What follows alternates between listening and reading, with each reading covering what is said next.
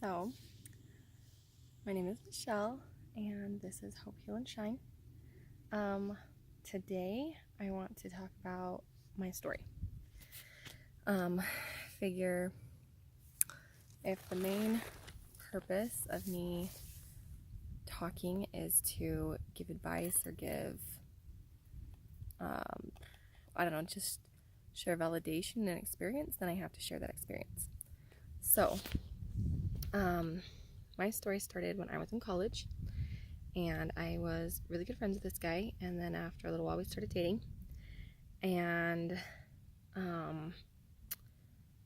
for me, it took a few months before any kind of sexual abuse occurred, but I was so naive that I didn't see the other kinds of abuses that were going on at the time, just like manipulation and emotional kind of abuses. I didn't have any idea back then that those were like legit kind of ways you could be abused. When I heard the word abuse, I only thought of somebody like hitting you, and he never hit me. You know, we were together for a long time, but he never hit me. So I never ever thought that I was being abused, which is part of the reason why we stayed together. And so yeah, it was gradual, the things that happened. The first couple times he mistreated me, I was really firm on like, okay, like this is unacceptable, and not like, we're not going to date if this is how it's going to be, and like we can't be together. And we broke up a few times and then get back together, and it was just slow and gradual, the way that I feel like I let him tear me down in some ways,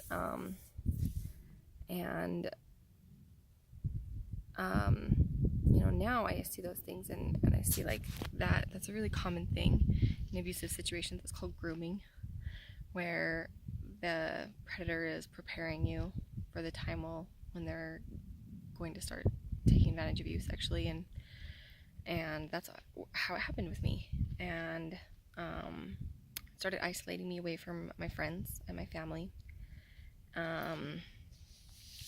Was always just kind of tearing down my self-esteem, or super jealous if I talked to another guy, even like just a guy in class. Like nothing romantic between me and anybody else, but he would just get extremely jealous. So just isolating me away from anybody and everyone he could. And then it got to the point where he saw his opportunity and raped me for the first time. And I didn't understand rape. Just like I didn't understand abuse, I thought rape was a girl walking down the street, random stranger jumps you from behind, dark alley or bushes or something, and it's a stranger, somebody you've never met, and something like that. So that was always my perception, which I now know is totally wrong. Well, not totally. That does happen. But those experiences are no more like legit or like real rape than experiences like mine, which is a big misconception. Anyway, I stayed with him for several more months after that, just blaming myself for everything that would happen. I was really naive about what was going on. Didn't think it was rape. That didn't even cross my mind ever. Until I signed up for a class. The class talked about different kinds of relationships, and we got on a section about abuse. It talked about the abuse cycle, which just perfectly described my life at that moment, and really kind of freaked me out, because I was just sitting there listening to this like, what? How can I be in an abusive situation? Like, no, that's not real. That's really happening. But it was like to a T, everything I was going through. It was, things are good, and after a while you start getting like nervous and walking on eggshells because you're afraid of like this person exploding, and then finally they do explode and blow up at you, and there's this like bad fight or moment of abuse, And then after that, they're so sorry, and they bring you flowers, and they promise to never do it again, and they love you, and then after that, it's good again for a while, and then it goes back to the eggshells. Like, it just keeps going, and that was my life completely. Like, I'd never been brought flowers so many times. I've been brought flowers more times by my abuser than every other person I've ever dated combined, because he would do this all the time. And then it was like, oh no, I'm gonna change, I'm gonna try harder, I love you, like, I don't want to lose you, you're so important to me. But he never changed, ever. Never changed, never saw a need to change, honestly. Like, he would tell me he did, but it was all just manipulation and lies. So I stayed with him for a long time because I kept believing, like, not only that he would change and that he could change, but that he wanted to change, and that, you know, just naively I thought, like, somehow I had the responsibility to help him change, which, okay, like, if that's your point of view, it's really good to try to be selfless and help people, but you're no one's savior, and you can't help people who don't want to be helped, and you should never put yourself in a situation where you are being torn down because you're trying to help somebody else. That's not the way it's supposed to work. Like, yes, there are sacrifices involved with helping others, but it should never tear you down. It should always build and strengthen and lift you. That's how it works. And I didn't understand that. There's a lot of things, just looking back, I see how very naive I was. But yeah, after I took this class, and then we talked about the definition of rape, that rape is anything less than an enthusiastic yes. And so that means that silence is not yes. A coerced yes, like a yes upon threat, or upon fear of them cheating on you, kind of a thing. My abuser did that all the time. If I said no and it was a time he actually listened to me, he would immediately get out his cell phone and start texting other girls, and then sometimes just straight up leave. If I was at his house, he would leave me there to go hang out with other girls. That happened all the time. And then I didn't have a car, so I would just, like, walk home. So, and it was, like, often, like, dark and late, and yeah, so he knew, like,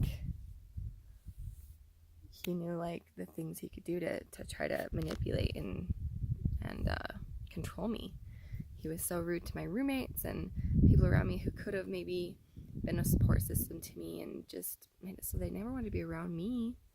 They didn't want to be around him or me, and I just had no one around me. I didn't have people in my life at that time, I felt like, to help me and understand me. So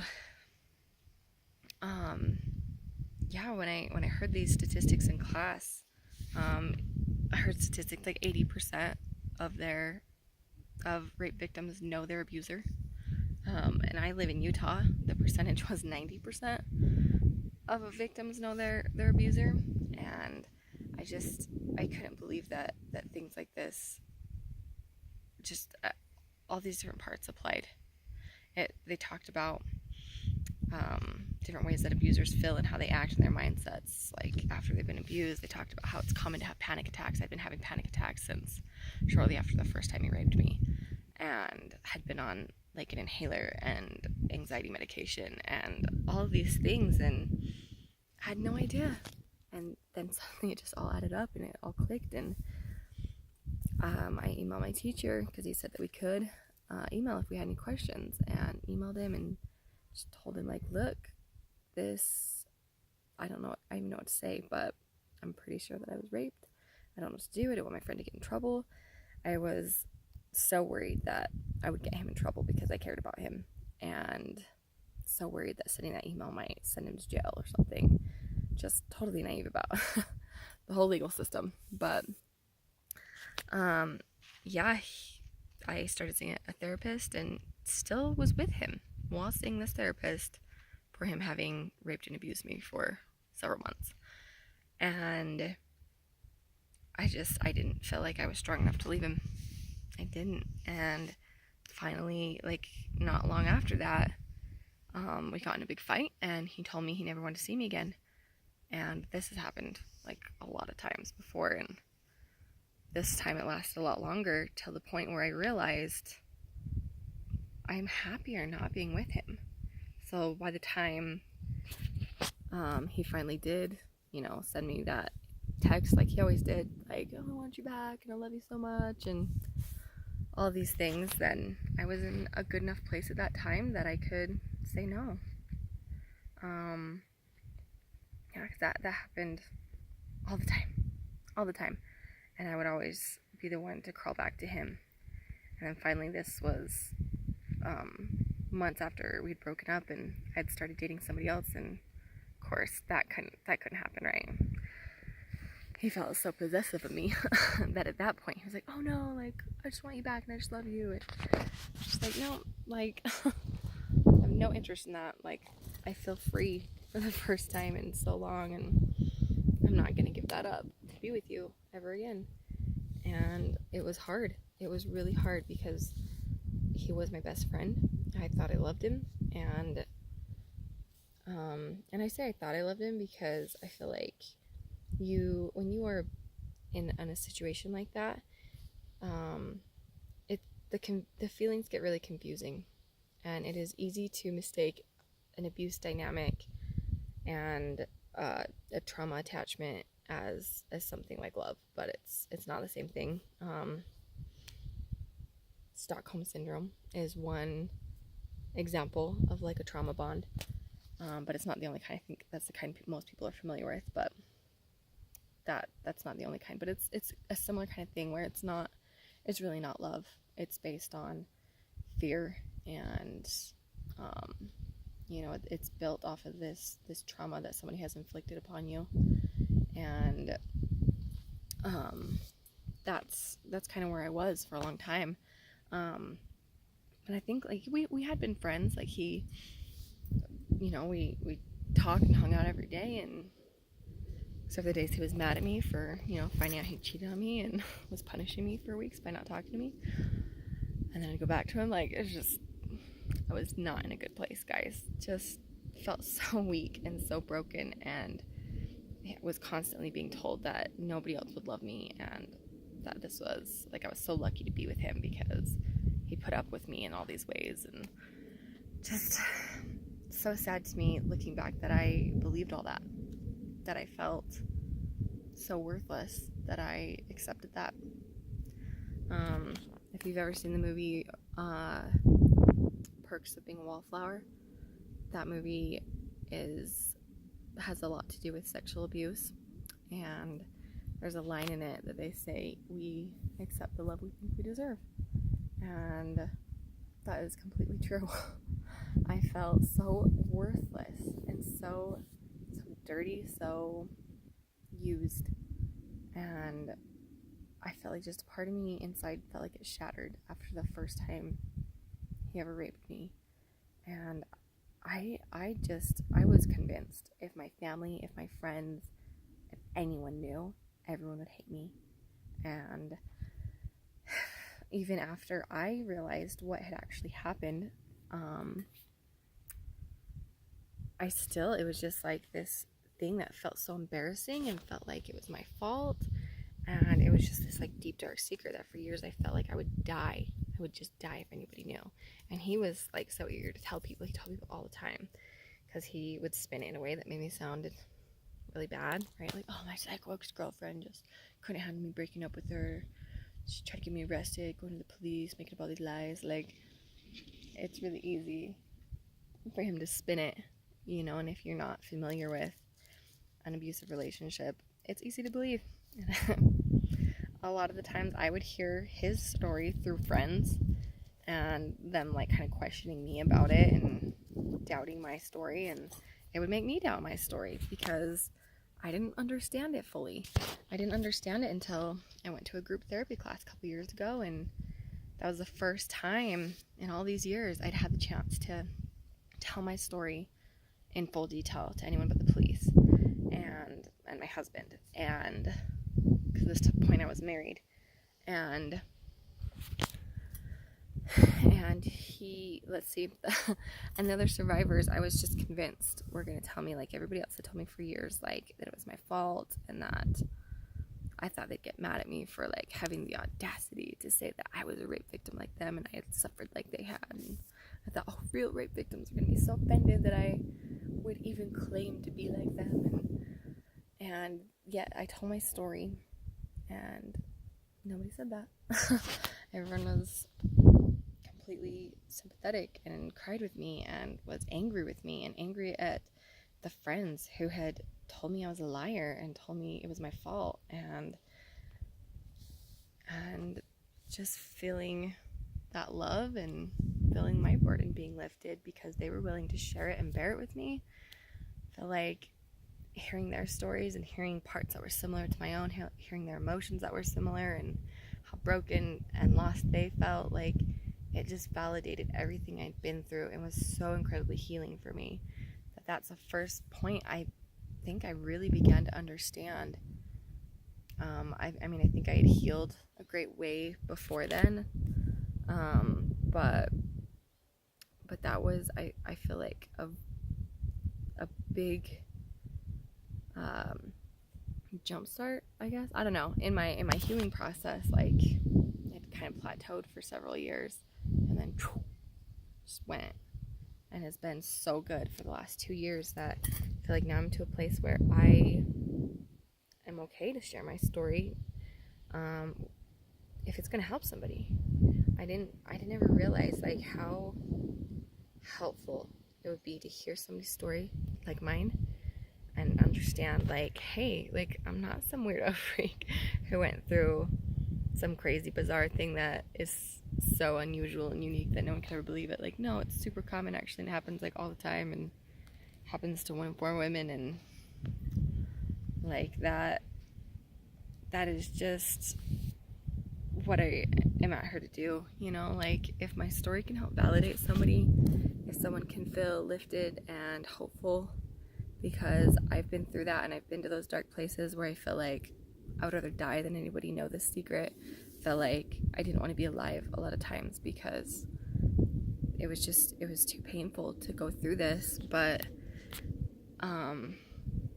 you know, I was so alone for so long. I felt so lost and alone, and just felt like I was like too far gone to be helped, and just all these emotions that now looking back, I just, my heart breaks for that younger me.